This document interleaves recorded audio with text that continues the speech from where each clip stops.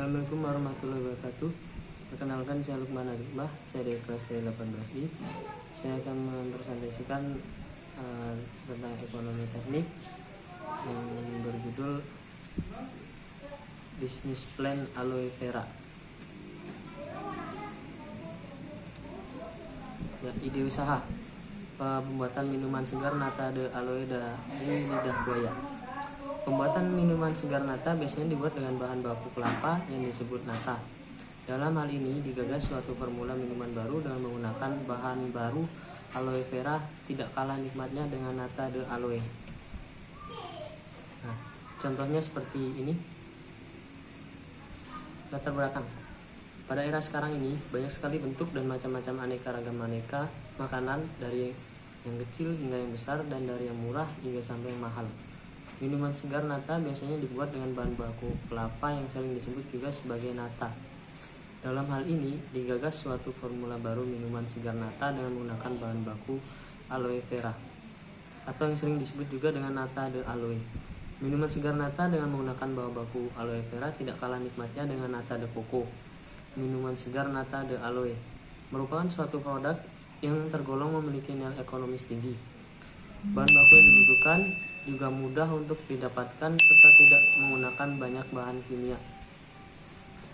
Lidah buaya atau aloe vera adalah spesies tumbuhan dengan daun berdaging tebal dari genus aloe.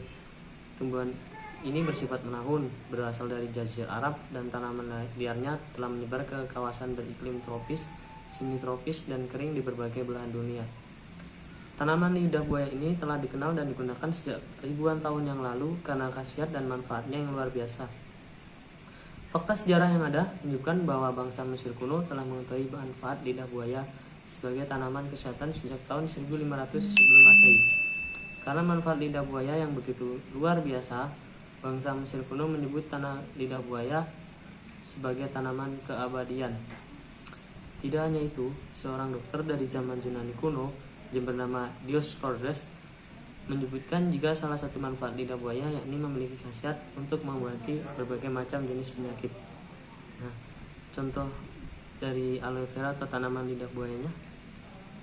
Nah, kandungan lidah buaya berdasarkan hasil penelitian, tanaman ini kaya akan kandungan zat-zat seperti enzim, asam, amino, mineral, vitamin, polisakarida, dan komponen lainnya yang sangat bermanfaat bagi kesehatan. Selain itu, menurut Wayono E. dan Kusnandar 2002, lidah buaya berkhasiat sebagai anti-inflamasi, anti jamur, antibakteri, dan membantu proses regenerasi sel. Di samping menurunkan kadar gula dalam darah bagi penderita diabetes, mengontrol tekanan darah, menstimulasi kekebalan tubuh terhadap serangan penyakit kanker, serta dapat digunakan sebagai nutrisi pendukung penyakit kanker penderita HIV atau AIDS. Salah satu yang terkandung dalam lidah buaya adalah aloe emodin, sebuah senyawa organik dari golongan anthraquinone yang mengaktifasi jenjang sinyal insulin seperti pencerap insulin beta dan substrat 1, fosfatidil inositol 3 kinase, dan meningkatkan laju sintesis glikogen dengan menghambat glikogen sintase kinase 3 beta sehingga sangat berguna untuk mengurangi rasio gula darah. Target pasar, lokasi geografisnya, yang pertama lokasi kampus Universitas Buana Perjuangan Karawang. Dilihat dari geografisnya, karena kawasan Universitas Buana Perjuangan kalau dilihat banyak kendaraan yang lalu lalang dan di situ dekat dengan permukiman warga, dan mungkin akan banyak pembelinya. Dan lokasi kedua adalah lokasi kos saya sendiri di Warung Bambu, karena di dekat dengan kosan saya itu adalah lingkungan warga yang di sini juga terdapat banyak anak-anak kecil, remaja hingga orang dewasa. Target usianya semua kalangan usia, mulai dari anak-anak 5 tahun sampai dewasa dan lansia.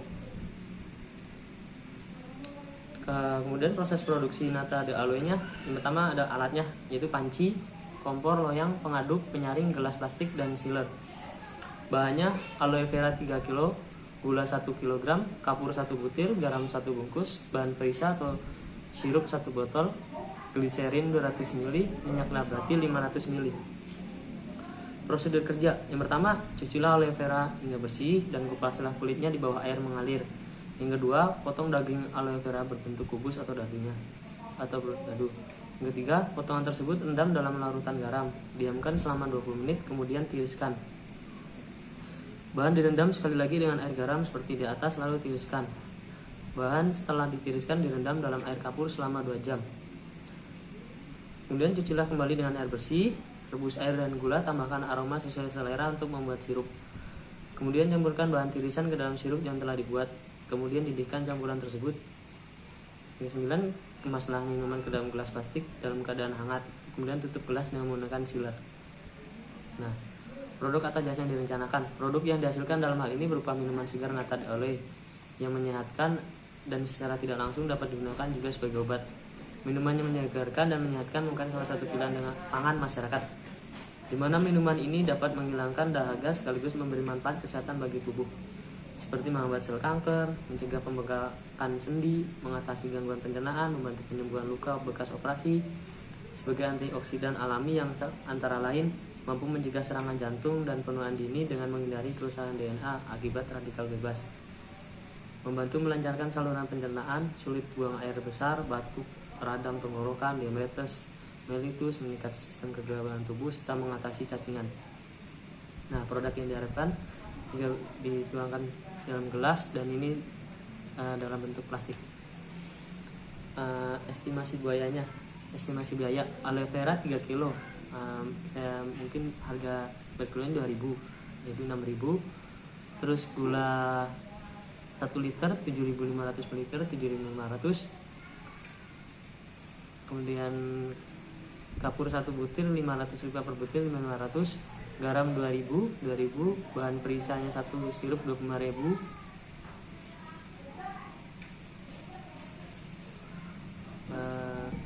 Kemudian gliserinnya 2000, minyak nabati 8.000 untuk per bulan. Kemudian gelas plastik 500 per buah kali 20 buah, sama dengan 10.000, dan totalnya 61.500. Kalkulasinya, nata de aloe yang dihasilkan 2000 ml dengan modal 61.500. Volume minuman per cupnya itu 100 ml, didapat 20 cup. Minuman dijual dengan harga Rp5.000 per cup. Serapan pasar 80%, 80% nanti dikali 20 cup sama 16 cup. Kalkulasi penjualan, serapan pasar dikali penjualan 16 cup dikali 5.000 sama 80.000. Kalkulasi keuntungan, penjualan dikurangi modal yaitu 80.000 dikurangi 61.500 sama dengan 18.500. Kalkulasi persen keuntungan atau modal dikali 100% berarti 18.000 per 61.500 dikali 100% yaitu 30,1%.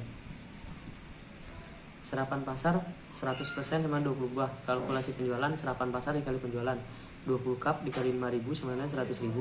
Kalkulasi keuntungan, penjualan dikurangi modal 100.000 dikurangi 61.500 sama dengan 38.500. Kalkulasi persen keuntungan atau modal dikali 100% berarti 38.500 dikali atau per 61.500 dikali 100% sama dengan 62,60%.